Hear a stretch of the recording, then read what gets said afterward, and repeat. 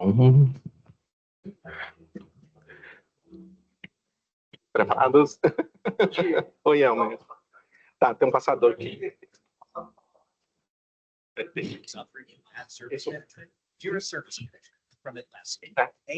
Já deu toque.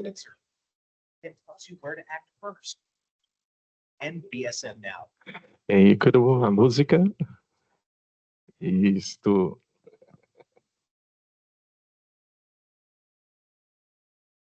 Olá, pessoal, boa noite.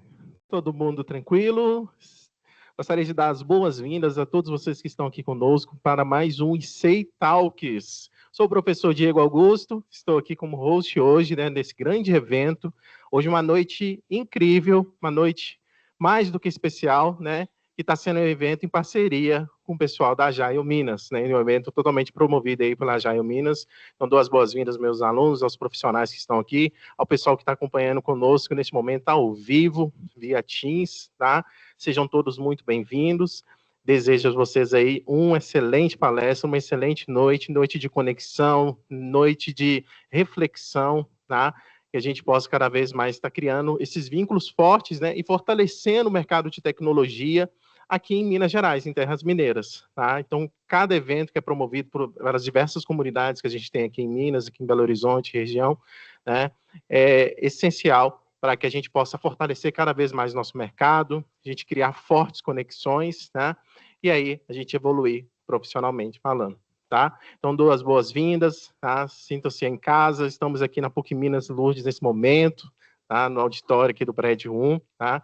E desejo a todos vocês um excelente evento. E para a gente dar início, tá, ao nosso ICEI Talks de hoje, gostaria de chamar aqui, né, com muito carinho mesmo, o Alexandre, a Ana, representando aqui, né, a Agile Minas, vão estar falando um pouquinho para vocês, né, do que é o grupo Agile Minas, né, e o que ele representa hoje para a nossa sociedade mineira, tá? Então, gostaria de chamá-los aqui com muito carinho, receba com uma salva de palmas bem calorosa.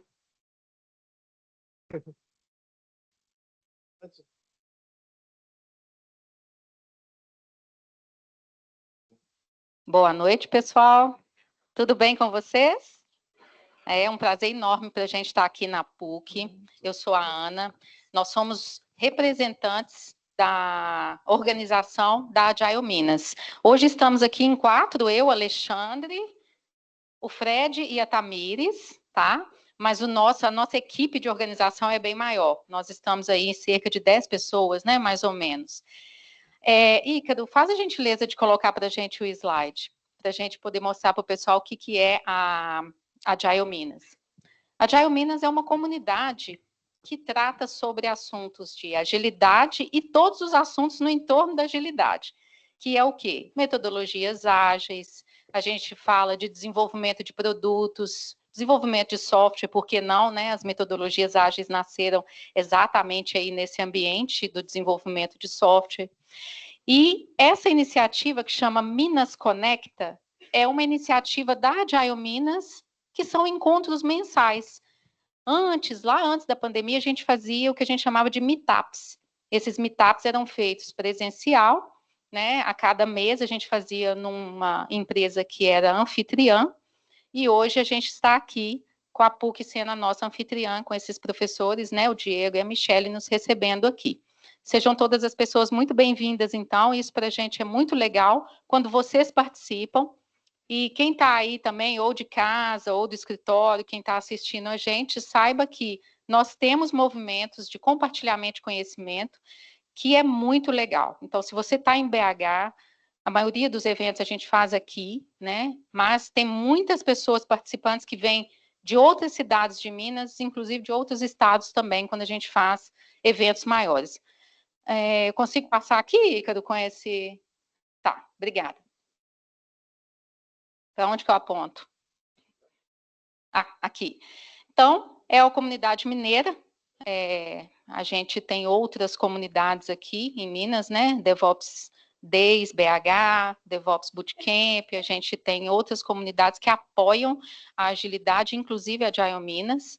Mas o que a gente gosta de trazer aqui é o compartilhamento de experiências e de conhecimento. O que é isso? Você traz problemas que você está vivenciando ou na sua empresa, ou no seu ambiente escolar, ou desafio com seus projetos, e a gente compartilha conhecimento, como hoje, por exemplo, a gente tem um palestrante que vai vir falar sobre assuntos relevantes, né, no entorno da agilidade e tecnologia. Isso. Nós realizamos esses encontros, mas só para contar um pouquinho da nossa história, a primeira conferência que a gente fez foi em 2018. Essa conferência, ela foi uma conferência super legal. A gente fez na FUMEC, teve 330 pessoas participando. Foi um momento assim de boom mesmo da Agile Minas, onde a gente conseguiu trazer muitas pessoas para compartilhar esse conhecimento, inclusive de outros estados. A Agile Minas de Verão veio na sequência, 2019, também, com muitas pessoas, cerca de 100 pessoas. Mas aí veio a pandemia e a gente teve dificuldade de fazer esses eventos presenciais, como todo mundo sabe. E aí, 2021, a gente fez a Maratona do Conhecimento online. Foram 3 dias de evento, à noite. Foi bem legal também, teve bastante aderência. Em 2023, a gente quis retomar... Opa, desculpa... Em 2023, a gente quis retomar esse movimento e fez a Agile Minas Junina, que também foi um evento super legal. A gente fez lá na Oasis. E a gente decidiu, a partir de então, começar a fazer esses encontros presenciais mensais. Se você é de alguma empresa ou você conhece algum espaço que possa receber a Agile Minas para esses encontros e discussões, fiquem à vontade de nos procurar. Nós temos as nossas redes sociais. Eu vou apresentar aqui para vocês o QR Code da nossa... Ai, saiu. Tem o último slide aí com QR Code. Depois a gente pode colocar no finalzinho do encontro também. Não, esse aí era de outro evento. Obrigada, Ícaro. Depois a gente volta com aquele slide que tem o QR Code para o pessoal seguir a gente nas redes sociais. Alexandre, quer falar um pouquinho? Quero, sim, primeiro desejar boa noite, né, agradecer a presença de todos aqui. Aqui nós temos colegas da Unimed, colegas da Framework, alunos da PUC, e eu quero reforçar com vocês a importância de eventos como esses, né? Eu tenho o maior orgulho de dizer que eventos como esses foi o início da minha carreira. No início da minha carreira eu participei muito de eventos como esse, me ajudou a conhecer pessoas, aprender e entrar nesse mundo da agilidade. Então, é reforçar da participação e das oportunidades que eventos como esse oferecem, né? Ah, tá. Então, assim, convido a todos a se conectar com a gente. Então, quem tem interesse em assuntos voltados à agilidade, desenvolvimento de produtos, liderança, tecnologia, se conecte com a gente, né, e vamos trocar ideias, vamos gerar uma conexão e evoluir aí com nossos eventos. Obrigada, pessoal.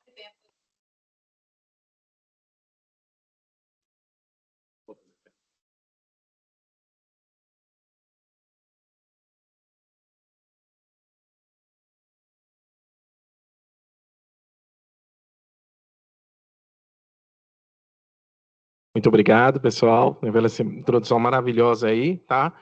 E chegamos, então, ao momento mais importante da nossa reunião hoje, né? Chegamos ao momento da palestra do Caos à Estratégia, liderando transformações em ambiente com baixa maturidade digital, e que estará conosco hoje o Elmer, né? Já já ele estará subindo aqui um pouquinho. Elmer, gerente de transformação em...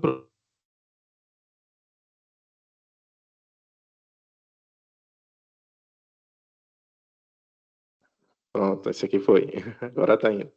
Tá? Elmer, gerente de transformação em produtos digitais na Unimed BH, com passagem por empresas como Localiza, Energisa e com mais de 20 anos de experiência em tecnologia e negócios. Lidera mudanças estruturantes em ambientes de baixa maturidade digital, com foco em agilidade, cultura de produto e impacto estratégico. Acredita que transformar exige clareza de propósito, coragem para enfrentar o caos e planos concretos para construir o futuro. Então, gostaria que todos recebessem aí com muito carinho nesse momento o Elmer aqui conosco. Uma salva de palmas bem calorosa. Seja bem-vindo, Elmer. A casa é sua, sinta-se à vontade. Bom, boa noite. Beleza. Estava conversando com a turma ali, acho que eu fiz essa palestra aqui umas 7 vezes na minha cabeça, antes de chegar aqui. Mudei a apresentação outras 20, mas a ideia hoje não é, assim, eu preparei isso aqui muito mais para contar histórias de transformações e coisas que acontecem durante as transformações, do que, de fato, como transformar. Eu acho que vai ter um pouquinho de como a gente transforma também, mas eu quero contar aqui hoje bastidores que acontecem durante a transformação, principalmente em empresas de baixa maturidade digital. Bom, eu sou, atualmente atuo como gerente de digital na Unimed, e isso envolve transformação digital, produtos digitais, e como é que a gente consegue sair de um suposto caos a conectar com a estratégia da empresa. Atualmente estou na Unimed, mas já fiz este mesmo rolê aí várias vezes em outras empresas, e quero compartilhar um pouquinho dessa experiência que eu tenho com vocês, tá? E antes de começar a contar essas histórias de transformação, eu comecei a trabalhar muito cedo. Com 13 anos, eu já trabalhava como office boy na madeireira do meu pai. Meu pai tinha um comércio, era uma madeireira. E aí, quando eu fui trabalhar com ele, as pessoas ligavam para lá para fazer orçamento de madeira. A gente vendia basicamente madeira para telhado. E para fazer madeira para telhado, você ligava lá e pedia: eu quero 15 peças de 12 por 8, 20 peças de 7 por 5 de 3,5 metros, e 1.000 telhas e tal. Era uma lista de madeira ali para a gente fazer o orçamento. A gente anotava esse orçamento, né? Assim, isso 96, 94, de 94 a 96 ali. A gente anotava num papel, pela ligação, o que ia acontecer. Anotava o telefone do cliente, fazia o orçamento, fazia todos os cálculos da metragem da peça, quantidade de peça, calculou tudo, a gente conferia isso, né, para ver se está tudo certinho, ligava de novo lá para o cliente, falava assim: oi, cliente, beleza? Aqui é da madeireira tal, a gente está com o seu orçamento pronto aqui 40, 45 minutos depois, e passava o orçamento para o cliente, e aí negociava, quer divide e tal, aceita cheque. A gente aqui não sabe nem o que é isso, né, eu acho. Mas assim, aceita cheque, quantas vezes, etc. E aí fechava o negócio.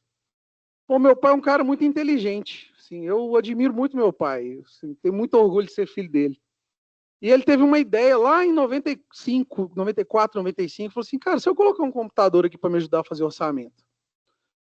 E aí meu pai, assim, fez um investimento altíssimo na época, comprou um poderoso 486, com monitor colorido. Então eu pus essa tela colorida aqui para provar que era colorido. Isso não é um print do sistema, mas ele colocou um sistema lá em Fox Pro, e aí isso aqui é um sistema Fox Pro, tá? Não é o da madeireira, mas era esse layout aqui que a gente tinha lá em 95, para fazer o orçamento. Então cadastrava lá os dados do cliente, e o cliente ia falando com a gente a mesma coisa: eu quero 12 madeiras, 12 por 8, de 3,5 metros. Quero 15 madeiras de 7 por 5, de 3 metros. Quero 1.000 telhas, tarará, tororô. E a gente desenvolveu, porque eu já trabalhava lá, a gente começou a desenvolver a habilidade de fazer isso direto no computador, em 95. E na hora que o cliente acabava de falar a relação, a gente falava com o cliente.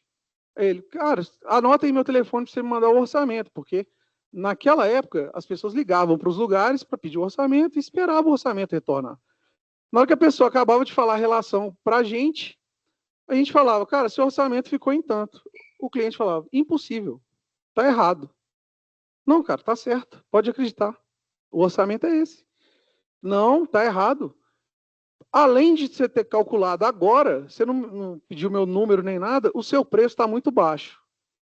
E aí é outra coisa, assim, o preço do meu pai lá na época era muito agressivo, realmente. E as pessoas não acreditavam que o valor estava correto. E as pessoas iam lá na madeireira para fechar o negócio, porque não tinha Pix, né? Não tinha.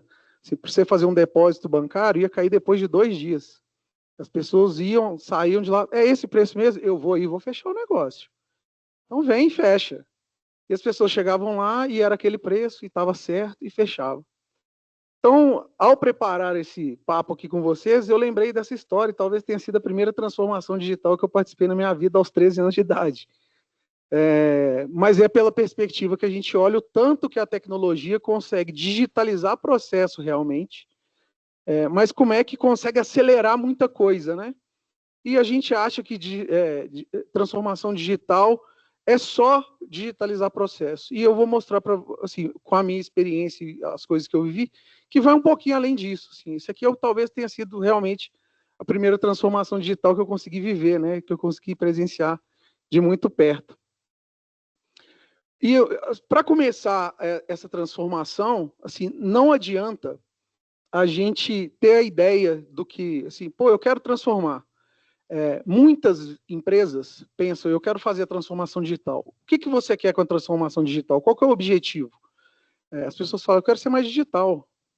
Assim, não, tá, mas assim, o que você quer? Por que você quer ser mais digital? É para otimizar um processo, é para melhorar a eficiência? Qual que é o objetivo por trás do ser digital? Porque ser digital talvez seja um pouco pobre. Mas antes de fazer essa transformação e ajudar as pessoas a pensarem por que ser digital, quero compartilhar uma outra história aqui que achei muito interessante. Tem um cara que chama Ernesto Ciroli. Ele tem um TED interessantíssimo que vale a pena assistir, que ele conta que na década de 70 ele trabalhava numa ONG no Zâmbia. Ele é italiano, ele trabalhava numa ONG no Zâmbia, e ele foi lá ajudar, lá no Zâmbia, as pessoas a implementar uma agricultura diferente. Assim, um modelo de agricultura com terra fértil, porque ele estava na África, com muita incidência de sol, muita água, e ele ajudou a desenvolver uma agricultura ali, com plantação de tomate, abobrinha, outros legumes ali do Mediterrâneo. E na palestra ele conta que os tomates eram muito maiores que os tomates italianos, plantados lá na Itália, e estava tudo indo bem, tudo dando certo, até que um dia, até que uma noite, 200 hipopótamos invadiram essa plantação de tomate e devastaram a plantação de tomate. E aí ele falou, cara, tinha hipopótamo aqui, a gente plantou, fez tudo, o hipopótamo veio aqui, não tem como controlar, né? 200 hipopótamos. Cara, como assim? Ninguém me falou nada que tinha hipopótamo aqui e tal. Os caras disseram, você nunca me perguntou. Ninguém perguntou por que a gente não planta aqui. Então, assim, não adianta a gente ter só a visão de ser digital ou a visão só de ajudar as pessoas.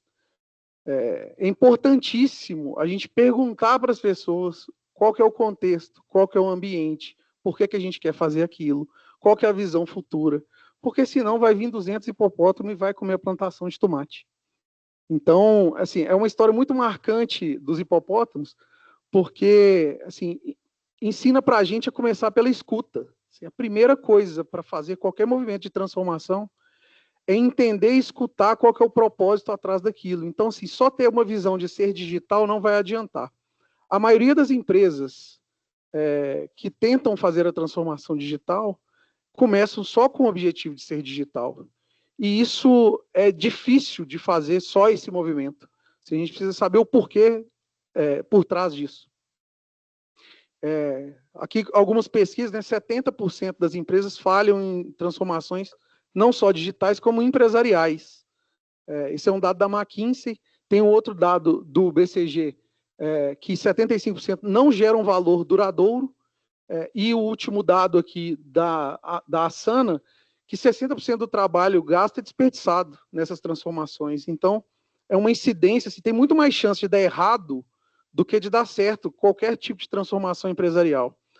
E essa baixa maturidade para tomada de decisão da visão estratégica do que a gente quer fazer, tem muita influência nisso, nesse percentual tão baixo de problema que a gente tem dessa transformação. Então, assim, é importantíssimo definir a visão. E a visão não pode ser apenas eu quero escalar a montanha.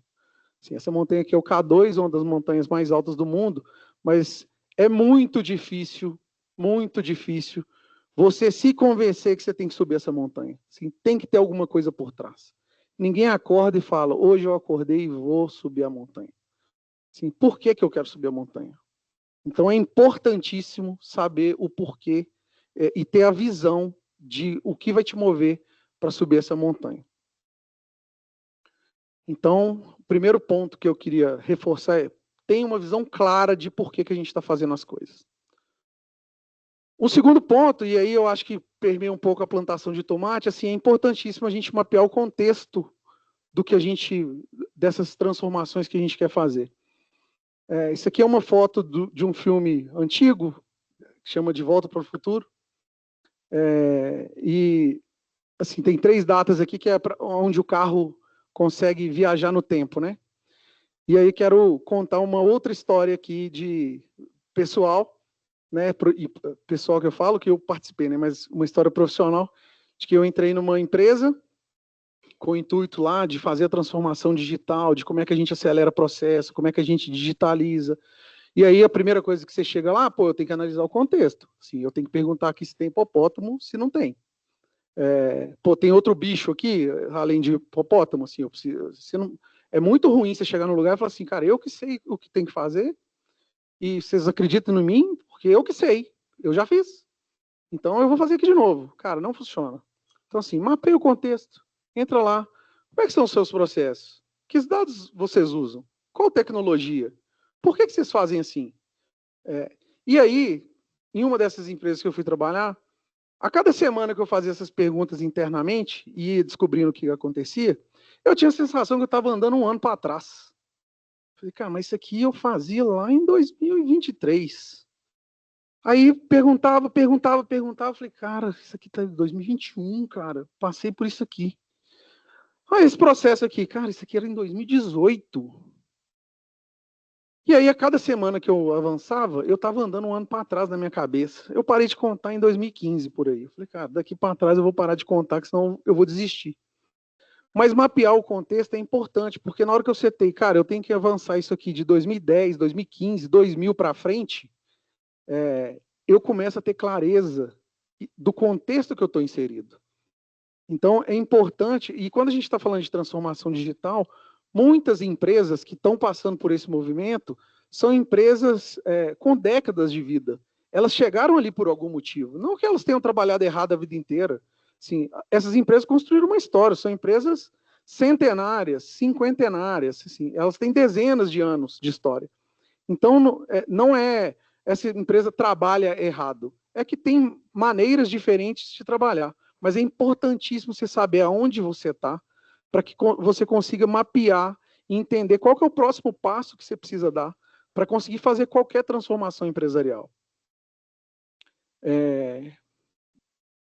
Então, é importantíssimo mapear o contexto para você começar a definir o caminho. Beleza, eu sei que eu quero subir a montanha e talvez, pelo cenário que eu estou aqui, se eu for por esse lado aqui, talvez faça sentido. E aí você começa a entender, tá, então vamos ver se isso aqui funciona, porque eu já passei por isso algumas vezes, e talvez esse caminho seja um bom caminho da gente percorrer. Então, o segundo ponto, assim, seleciona o problema que importa.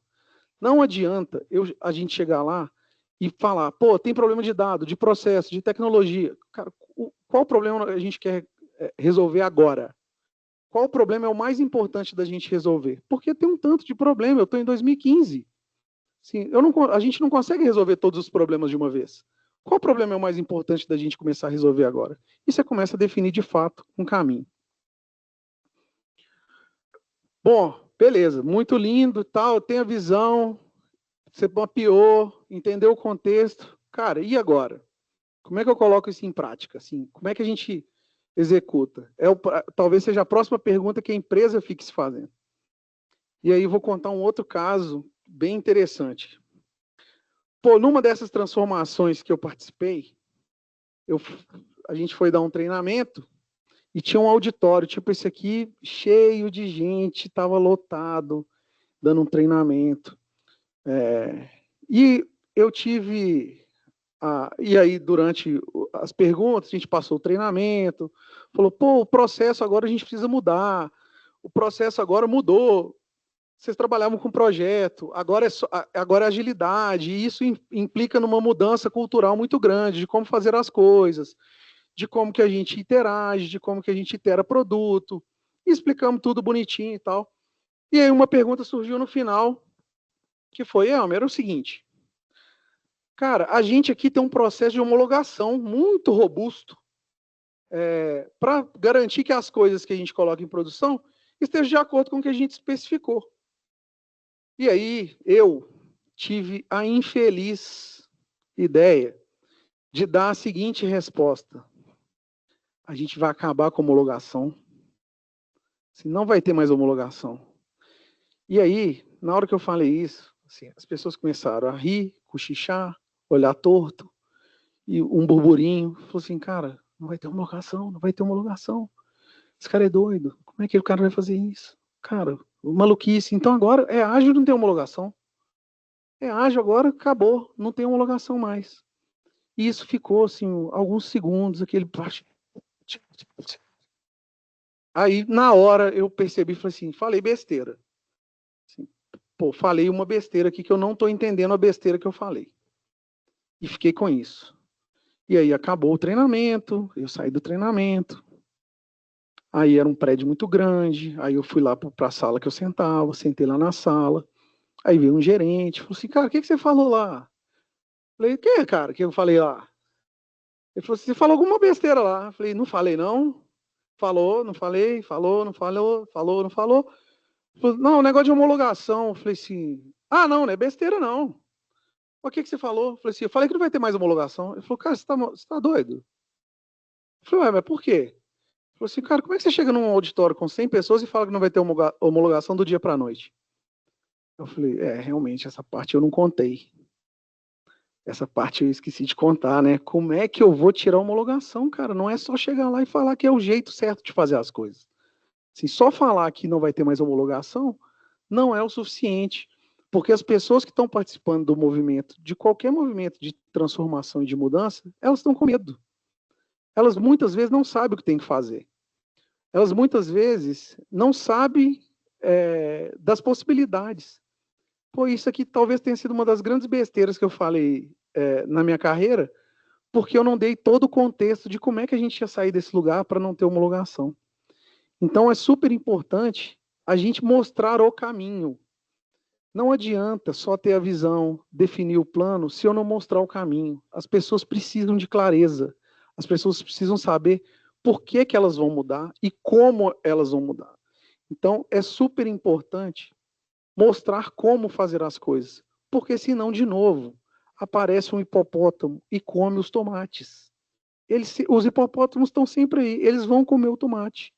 Se a gente não perguntar, se a gente não der a direção, se a gente não perceber o que a gente, para onde a gente quer ir. Então é super importante estar dentro desse contexto, conversar e mostrar como fazer as coisas.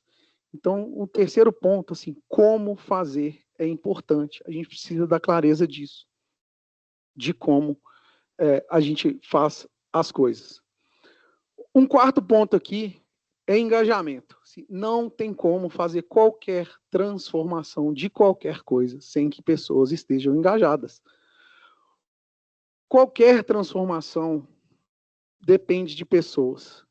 Se lá na madeireira os funcionários não engajassem em fazer orçamento no computador, não teria orçamento no computador. Lá em 95. Então, as pessoas precisam acreditar que aquilo é melhor. E como é que você acredita que aquilo é melhor? Na hora que o trabalho dela fica mais fácil. Porque era muito mais fácil fazer no computador do que a pessoa anotar num papel, usar uma calculadora para fazer as contas, refazer as contas para não errar, ligar para o cara e passar o orçamento. Então, o engajamento é importante. E não só lá na madeireira. E aí eu começo a entrar um pouco aqui na seara um pouco mais estratégica.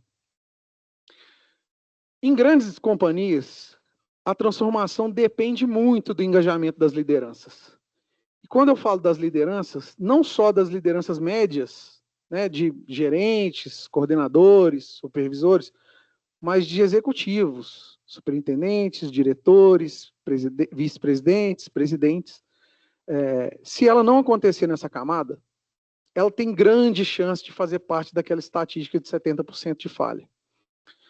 Essa frase aí, que está escrita, eu ouvi diretamente de um executivo de uma grande empresa, quando eu fui virar gerente. Eu não era gerente, eu era um analista especialista, ia virar gerente, passei por uma entrevista com um executivo que não era de tecnologia, mas era um cara que ele era o executivo de operações da empresa.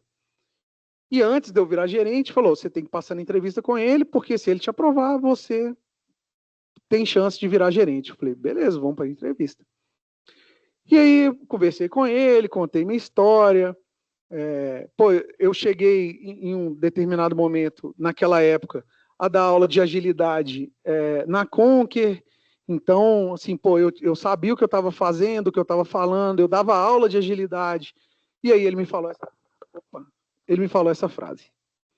Assim, cara, antes era outra coisa, agora é agilidade, depois vai ser outra coisa. Mas no final do dia, a gente precisa gerar resultado. Assim, não quero saber o que você vai fazer. Eu quero saber o resultado que você vai gerar. E isso me impactou profundamente. Porque eu falei, cara, se eu virar gerente desse cara, que eu tenho que dar resultado. Assim, e agora? Eu quero ser gerente desse cara? Então, isso ficou marcado na minha cabeça. E depois de um tempo, assim, uma outra empresa, isso eu estou falando de um C-level, né? Assim, ele respondia para o presidente, esse cara que estava me entrevistando. Então, eu já estava nervoso pra caramba. O cara ainda põe essa pressão em cima de mim, eu falei, meu Deus do céu, será que eu estou preparado para gerar esse resultado? Enfim, deu certo, virei gerente. O mundo girou, fui trabalhar em outra empresa, e aí, de novo, cheguei lá, né? Eu sei o que eu estou fazendo. Já fiz isso aqui várias vezes. Aí cheguei para um cara e falei assim, cara, eu acho que a gente tem que ter um roadmap aqui dos nossos produtos de uma forma organizada, talvez, não pelas entregas que a gente quer fazer só, mas assim, pelos resultados que a gente quer gerar, de como é que a gente faz um roadmap baseado em oportunidade, de geração de valor, e tarará. E, vamos mudar isso nesse produto, que eu acho que vai ser super legal, a gente consegue gerar mais valor se a gente começar a mudar o jeito que a gente toma decisão e tal. E eu escutei essa frase. E aí já era um médio gerente. Ele falou, cara, eu sinceramente espero que meu produto não faça parte disso que você está me falando. Então, assim, foi um soco no meu estômago, né? Assim, falei, eu vim aqui, expliquei para o cara, a gente vai gerar mais valor, a gente vai fazer as coisas melhor, a gente vai transformar, e o cara não quer que o produto dele participe disso. E assim, fiquei um pouco assustado. E aí eu lembrei, falei, cara, eu não lembrei do hipopótamo. Não adianta eu vir aqui falar com esse cara que tudo que a gente vai fazer se eu não mostrar como. Esse cara não vai engajar. Esse cara não consegue. A maturidade que ele tem para esse nível de discussão é diferente daquele diretor que quer que eu gere resultado. Eu não posso ter o mesmo discurso do diretor executivo com com o médio gerente, porque o gerente vai entender diferente. A perspectiva que ele tem da tomada de decisão é completamente diferente de um executivo. Então, eu preciso adaptar meu discurso. E aí o hipopótamo foi lá e comeu todos os meus tomates e eu não consegui fazer o que eu precisava fazer naquele produto específico. Então, é super importante ter essas pessoas engajadas. Por quê? Todas as lideranças, 3,8% das vezes, tem 3,8% mais chance de uma transformação dar certo se todas as pessoas estão engajadas com uma visão clara e uma narrativa consistente. Não adianta o Elmer ir lá e ficar pregando de porta em porta por que a gente tem que fazer a transformação. Isso tem que partir lá do C-level querendo que eu gere resultado com a transformação. Porque senão eu vou chegar no médio gerente e ele vai falar, cara, eu não quero participar disso não, deixa eu trabalhar. Você está me atrapalhando. Então é super importante a gente conseguir engajar essas lideranças de todos os níveis da companhia. Porque aí a gente consegue uma outra rota para que a gente consiga subir essa montanha que eu estou dizendo? Então, o quarto passo, assim, engaje as pessoas.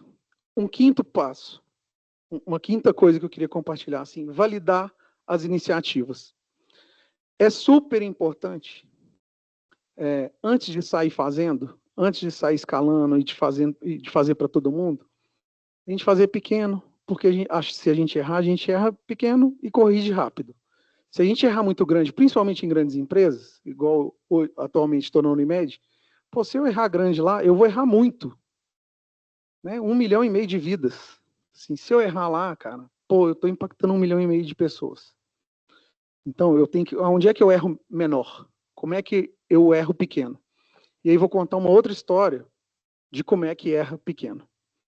Teve uma outra empresa que a gente estava num processo de transformação e um pedido da diretoria foi, cara, a gente precisa fazer um aplicativo para atingir um público X de um produto aqui que a gente não vai usar o nome da empresa nesse produto, mas a gente quer testar esse produto. Então, vamos pegar, a gente pegou 1 milhão de orçamento, R$1 milhão. Você tem 3 meses para fazer esse aplicativo e colocar ele no ar para a gente testar esse produto.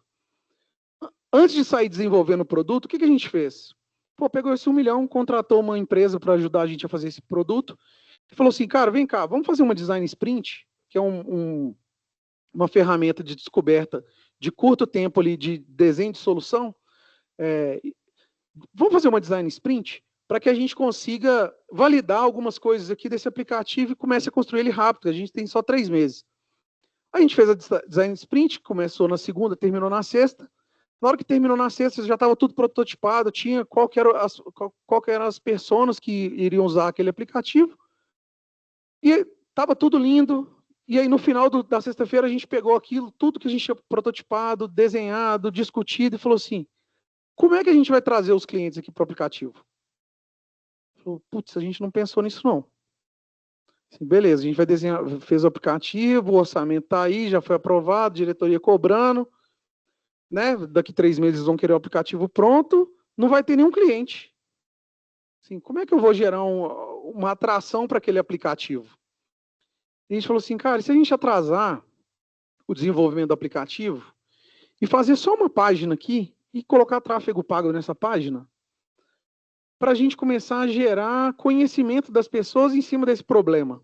A gente foi lá, comprou umas palavras-chave do Google, fez uma página, uma landing page, que é uma página única para atrair clientes, fez a página de venda, comprou palavra-chave, colocou dinheiro naquela página durante uma semana, começou a tracionar e a gente viu que o nosso funil não convertia ninguém. Passou uma semana, 0 vendas. Cara, vamos insistir nisso. Não vendemos nada. 2 semanas, 0 vendas.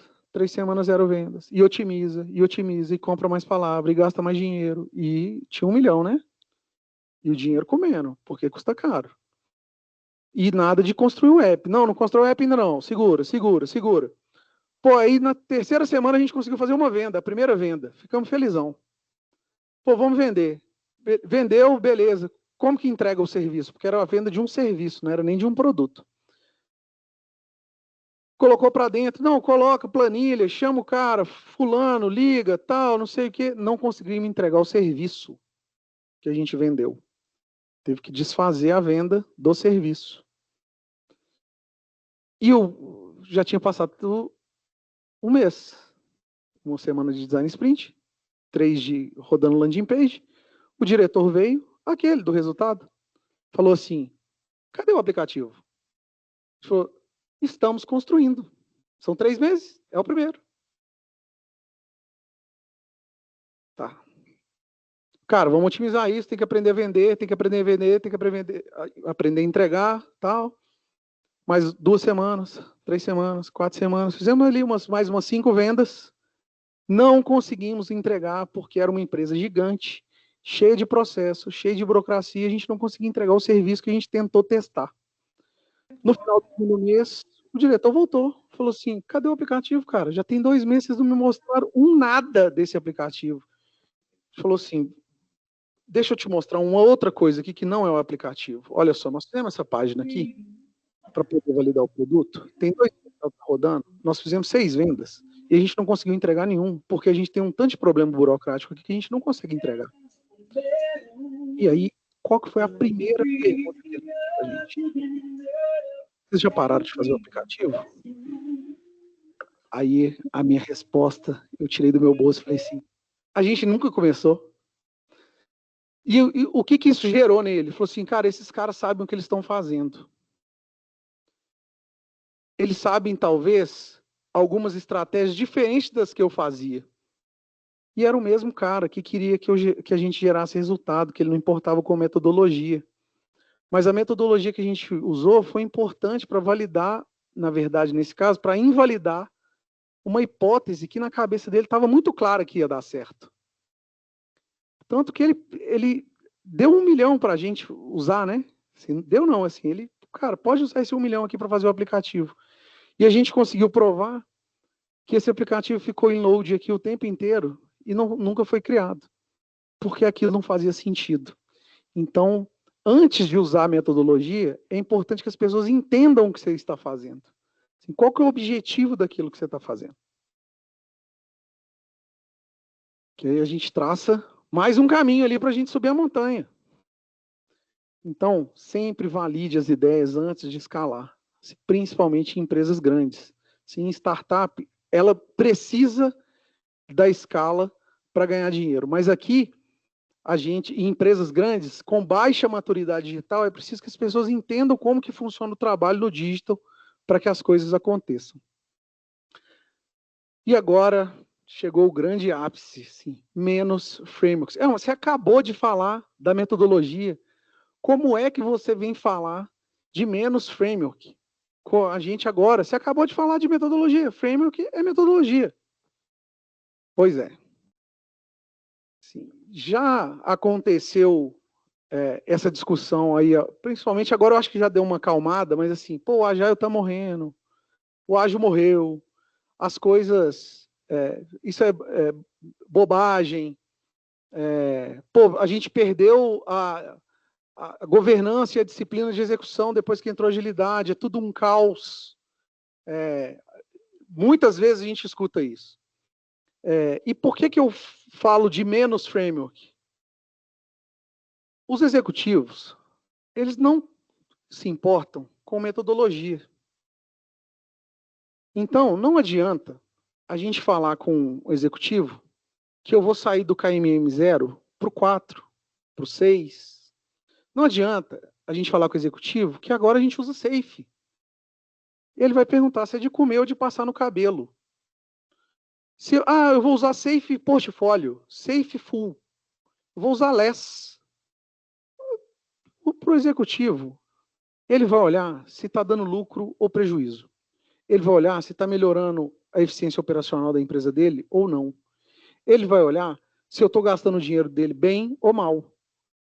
Ele não vai preocupar se a gente está usando qualquer framework. Na história que eu acabei de contar do aplicativo, eu contei algum framework para o executivo? Pô, e ele gostou do que a gente fez. Mas tinha método ali por trás. Validar a hipótese, testar pequeno, corrigir rápido, não escalar antes de testar. Então tem método. Mas a gente não precisa ficar falando deles o tempo inteiro. Eles são importantes para estruturar a tomada de decisão e como é que a gente estrutura o avanço do que a gente quer fazer. Mas ele não é ele é meio, ele não é fim. E aí o Agile começou a morrer na hora que ele virou fim. Sim, eu preciso ter mais cargo, eu preciso ter mais gente, eu preciso fazer a daily, eu preciso de não sei o quê, eu preciso de não sei o quê. Talvez não. Talvez isso sejam disciplinas que a gente precisa ter de execução. Mas a gente precisa tirar um pouco a carga de que é isso que dá o resultado. A gente estava conversando até um pouco antes da palestra, assim, isso é muito mais um cinto do Batman, de que eu tenho várias possibilidades de usar vários frameworks para resolver N problemas, do que eu falar que um é melhor do que o outro. Então, assim, não adianta a gente ficar defendendo, virar fã de framework. Porque uma hora, eu lembro dessa frase todo dia que eu vou trabalhar. Outra hora era outra coisa, agora é agilidade, agora é Kanban, agora é Scrum, agora é Safe, agora é não sei o quê, depois vai ser outra coisa. Agora é IA, né? Mas no final, se é IA, se é framework, se é qualquer coisa, tem que gerar resultado. A gente está no boom da IA, mas se a gente não começar a gerar resultado com IA, vai parar o investimento. Já começou a diminuir, né? Assim, em pouco tempo, o hype já começa a cobrar o resultado. Né? As empresas, todo mundo é IA, não tem mais dev, é tudo IA. As empresas que fizeram isso estão voltando atrás, porque não gerou o resultado que elas esperavam. No final, tudo é sobre resultado. Se a gente não estiver gerando resultado, a gente pode falar o que a gente quiser. Não vai funcionar. Então, eu gosto muito de uma abordagem do Joaquim Torres sobre transformação digital.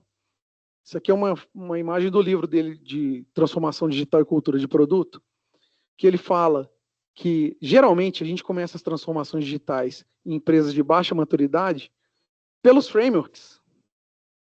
Então, cara, a gente vai usar Kanban, vai usar Scrum, a gente vai fazer XP, vai fazer retrospectiva dele, a gente vai fazer tudo. Nós vamos fazer tudo. Mas não vai gerar resultado. Então, para começar a fazer a maturidade crescer nas empresas, para além dos frameworks, a gente precisa saber por que a gente está fazendo. Lembra da visão lá no começo?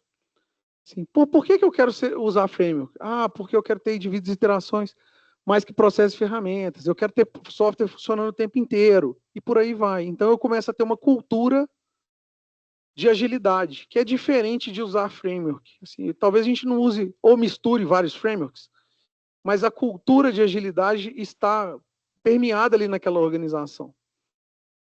E para atingir uma cultura de produto, a gente amplia esse horizonte para esses resultados que eu acabei de falar. Então, só ter a cultura de produto, de agilidade hoje em dia, também não é mais o suficiente. A gente precisa ter entregas mais rápidas e frequentes, mais foco no problema. A gente precisa entregar resultado, entender que a gente está inserido em vários ecossistemas. Tudo são sistemas. Não sei quem viu aí nas últimas semanas a integração que teve do iFood com a Uber. Né? Os aplicativos estão cruzando informações e fazendo um ecossistema para que eles prendam os clientes dentro daquele ecossistema que eles estão criando. Tanto do ponto de vista de mobilidade, quanto do ponto de vista de delivery de comida. Então, tudo são sobre sistemas. É importante a gente saber isso, assim, qual ecossistema a gente está inserido.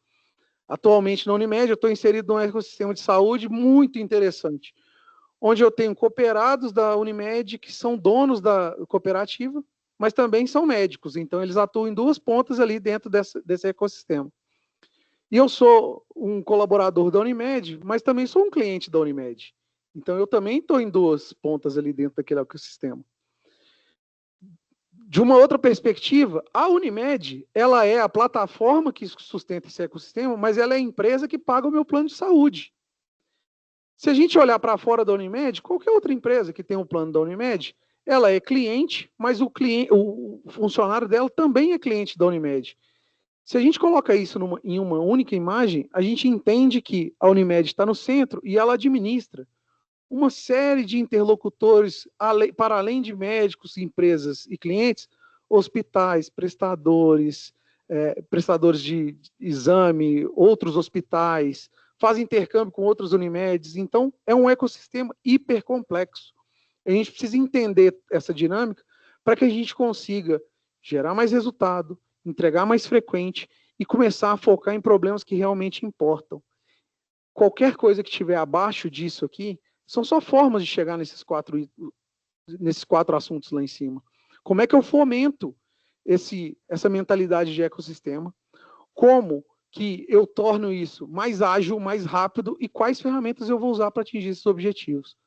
Quando a gente consegue fazer toda essa junção, e por isso que eu gosto muito da abordagem do Joaquim Torres, de fato, a gente tem uma empresa madura digitalmente.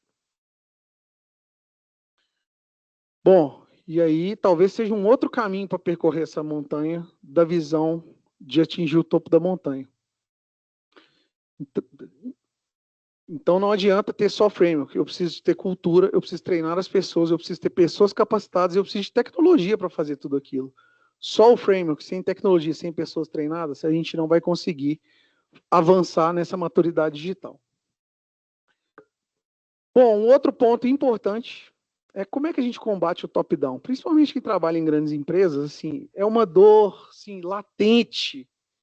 Assim, pô, como é que eu vou combater o top-down? Toda hora chega um cara que me pede um negócio, eu tenho que fazer agora e parar tudo que eu estou fazendo.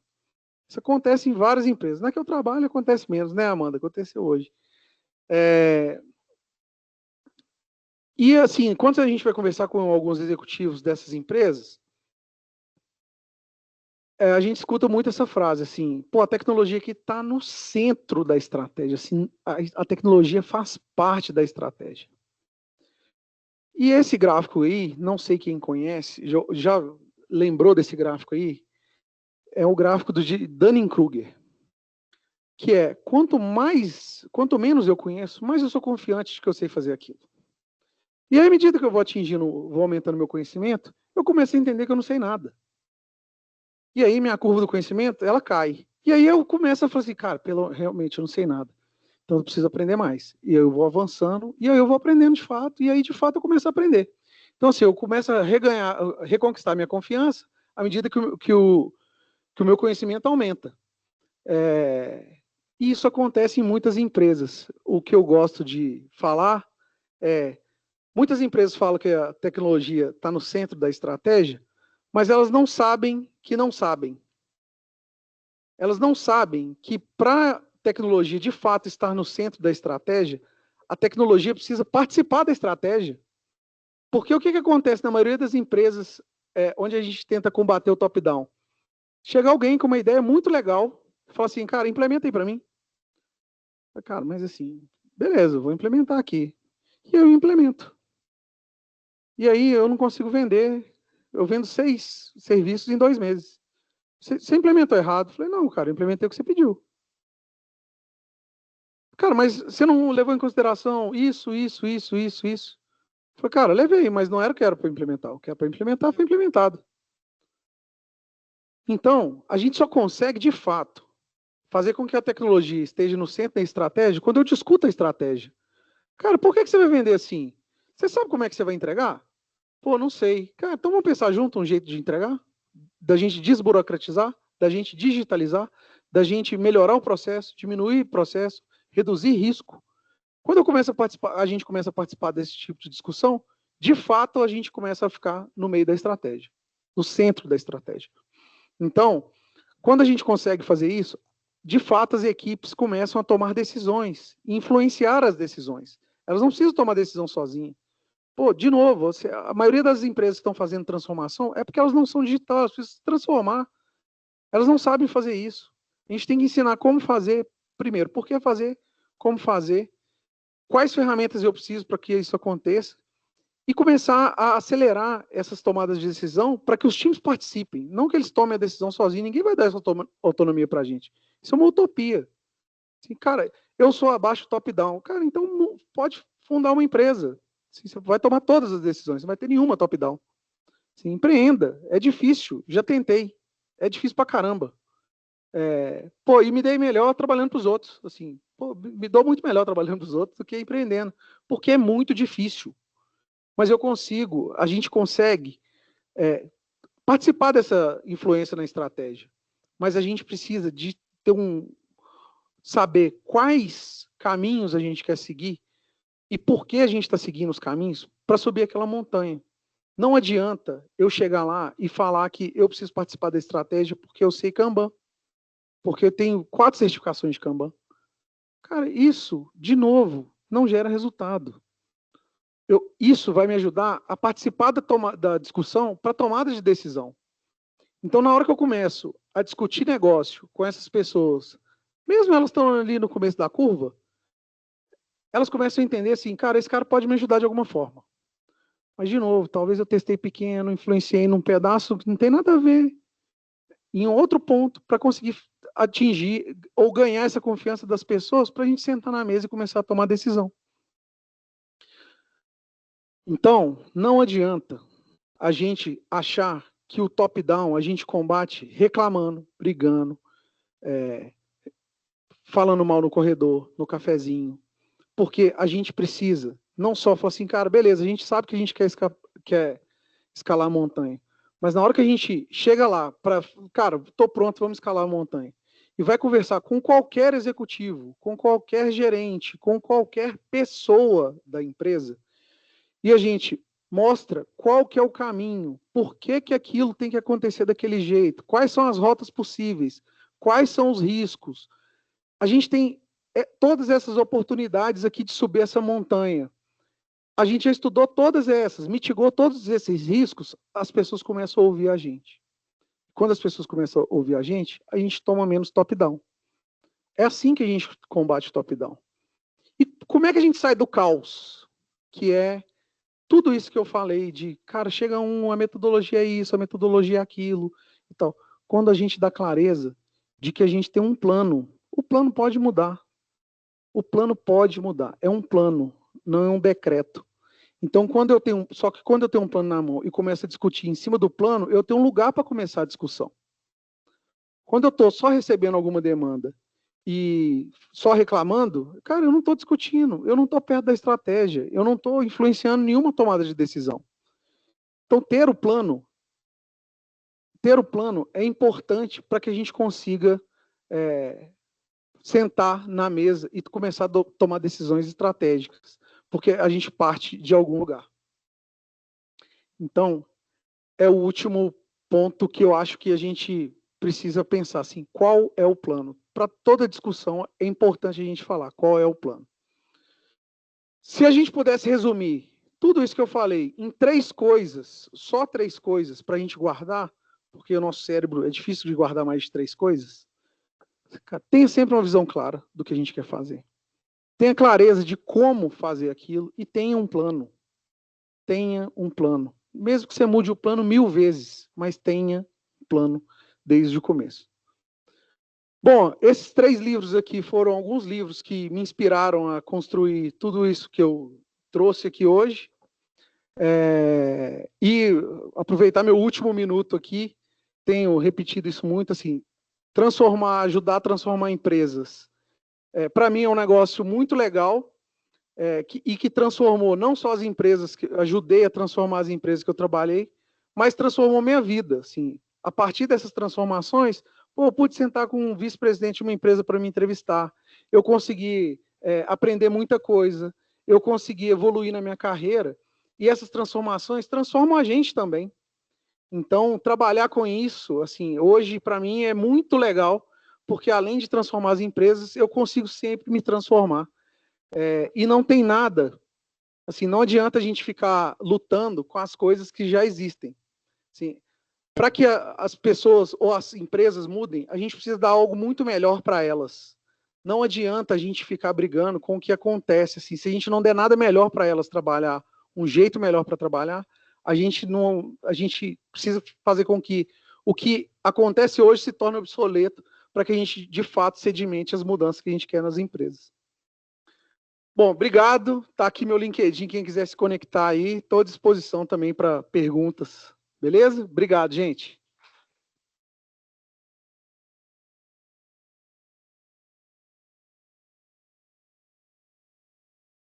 Obrigada, Elmer. Tudo bem? Boa noite. Sou a professora Michele.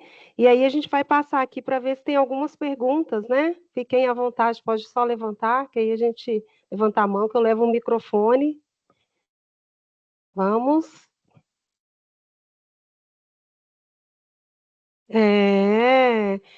Pode... Sim.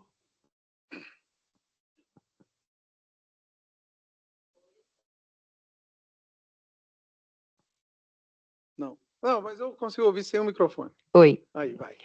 Eu sou a Brida. E uma das coisas que eu queria saber da sua opinião, se a gente não tiver o patrocínio das vezes, vai ser muito mais desafio a gente conseguir fazer essa... Como você lidou isso no seu histórico em relação ao patrocínio que foi trazendo? Tá. Não sei para quem está de casa aí se conseguiu ouvir a pergunta da Brida, mas ela perguntou sobre as transformações que não tiveram patrocínio dos níveis superiores, o que eu trago de experiência. Bom, eu acho que elas são... respondendo sua pergunta mais pragmaticamente, assim, elas acontecem localmente quando isso acontece. Então, se a gente não tiver um patrocínio da alta liderança, você consegue fazer alguma transformação um pouco mais local e não uma transformação da empresa. Então, você consegue transformar a sua área, você consegue transformar aquele setor, mas você não consegue, de fato, transformar a empresa. Talvez a grande diferença que a gente tem, Brida, é essa. Se a gente não tiver o patrocínio, e não é só o patrocínio financeiro, é o patrocínio que eu trouxe aqui hoje do engajamento, assim, das pessoas acreditarem e repetir o mesmo discurso de por que a gente está mudando aquilo, a chance de a gente vai cair naquela estatística dos 70%. Mais alguma aí? Mais alguma? Sim.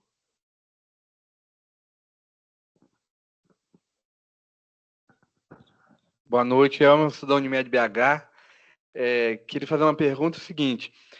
Tem alguns mercados, né, algumas áreas de atuação que têm algumas transformações muito sazonais, né? A gente tem no mercado de saúde, que é onde a gente atua, você está com um plano ali, só que chega, né, uma Covid, aconteceu há algum tempo, chegam. Como lidar com isso no mercado que a gente está inserido e essas mudanças não muito programadas que fogem do controle da instituição ou da organização? Boa, Bernardo. Assim, talvez o que a gente não pode perder é essa visão de onde a gente quer chegar. Assim como subir a montanha ali, vai ter dia que vai nevar. E a gente vai ter que parar a subida e esperar que o tempo melhore. Então, por isso que é importante ter o plano, mas é importante se adaptar ao plano. É o mesmo caso do GPS. Sim, se a gente não se adaptar ao terreno, a gente morre com o GPS na mão. O plano é muito mais um GPS do que eu tenho que seguir isso aqui à risca. Você trouxe o caso aí de sazonalidade de algumas empresas. É importante fazer a transformação para que a gente consiga se adaptar mais rápido a esse tipo de sazonalidade. Se a gente nunca fizer a transformação, ou se a sazonalidade for sempre a desculpa de não transformar, toda vez que tiver uma sazonalidade, a gente vai atrasar na tomada de decisão e na mudança de rota, porque a gente vai ficar mais lento. Tá? Toda vez que tudo que vira urgente, em algum momento foi negligenciado. Então, é importante a gente não negligenciar essas transformações que a gente está fazendo, para que as coisas fiquem só no importante e não no urgente.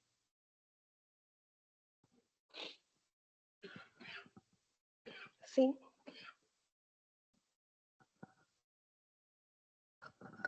Boa noite, Elmer. Sou Sônia Jordão.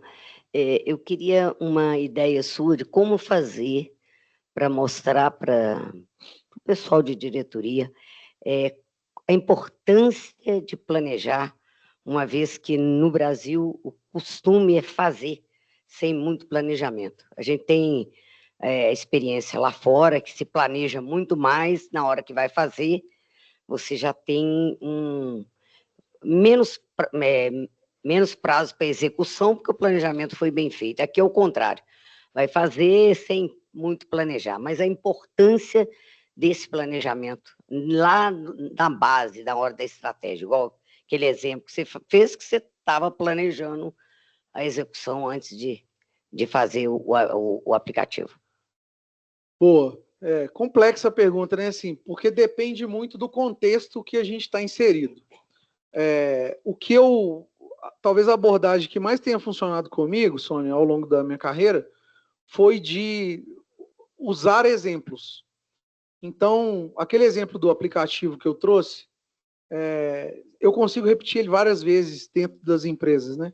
Mas não adianta eu ir lá e contar só a história de que isso é legal. A gente precisa, talvez, pegar alguma coisa em algum ponto menor, fazer um planejamento muito bem feito e mostrar que aquilo deu resultado. E um planejamento muito bem feito, Sônia, talvez não seja fazer um planejamento extensivo, mas fazer um planejamento estruturado. Tem muita coisa que está na nossa mão e que a gente talvez tenha uma percepção diferente de que a gente não pode fazer. Uma abordagem que eu gosto de usar sempre tem uma ideia de algum executivo super legal. mas talvez não faça muito sentido para a gente. Para ele é legal para caramba, ele pensou naquilo ali, foi legal. E aí a gente tem que partir da ideia direto para a execução. Talvez nesse meio do caminho a gente consiga usar uma abordagem que eu brinco que é empurrar a ideia para frente. Ao invés de ficar lá o chato de qual problema você quer resolver, qual o indicador que você quer resolver, qual não sei o quê, pô, legal demais, assim. Eu só quero entender um pouco melhor a sua ideia, assim. Qual dor do cliente a gente está resolvendo? Qual dor do negócio a gente está resolvendo? Qual o resultado que a gente quer medir aqui na hora que estiver pronto? E a gente começar a fazer algumas perguntas, porque isso também é planejar. Só que quando a gente tem um baixo nível de maturidade, e aí eu não estou falando de digital, mas assim, uma maturidade talvez da empresa, assim, de governança, uma baixa maturidade talvez organizacional ou de experiência, é mais difícil, a gente tem que ter algumas abordagens mais soft para que a gente consiga ganhar espaço e terreno. Se essa abordagem de fazer algumas perguntas, estruturar, talvez fazer um workshop ali de 2, 3, 4 horas, com algumas pessoas de várias áreas, se ela der bem a primeira vez, isso vai virar uma prática dentro da empresa e a partir daí você começa a planejar um pouco melhor.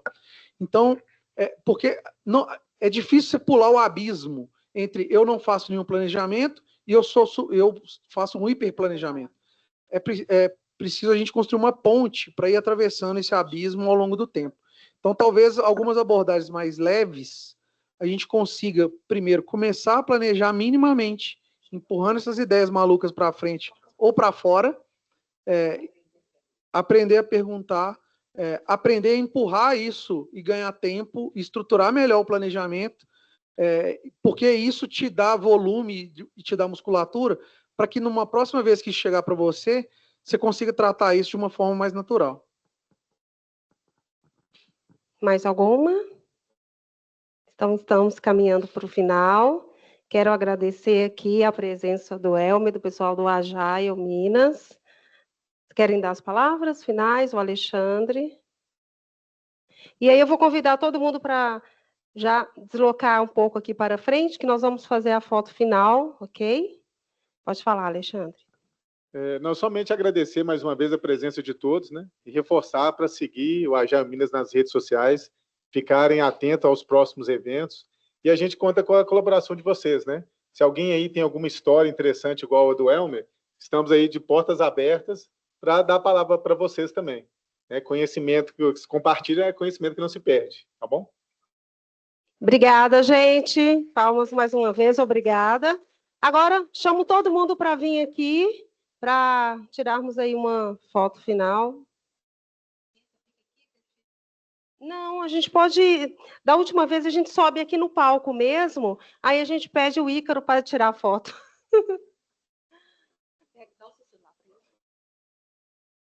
Vamos, gente, vamos, alunos. Vamos. Não, acho que aqui, aí em cima dá todo mundo para ficar aqui.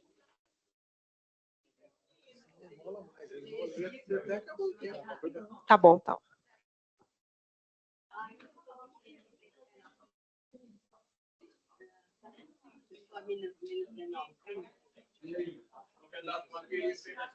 Aqui em cima, gente, pode subir, pode chegar mais aqui. Ícaro, vê se tá bom a luz, que eu não lembro.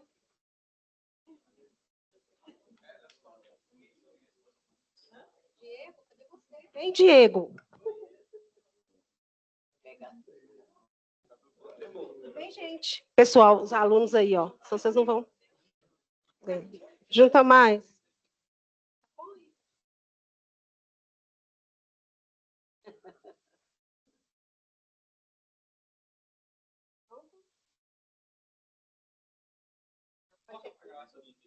Já pode respirar? É isso que a Já gente pode fez. respirar, é ótimo.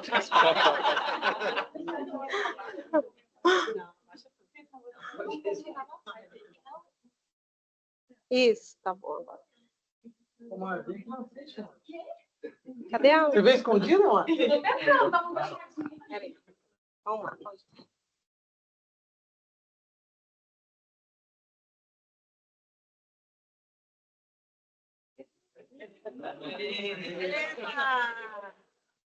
Obrigada, gente.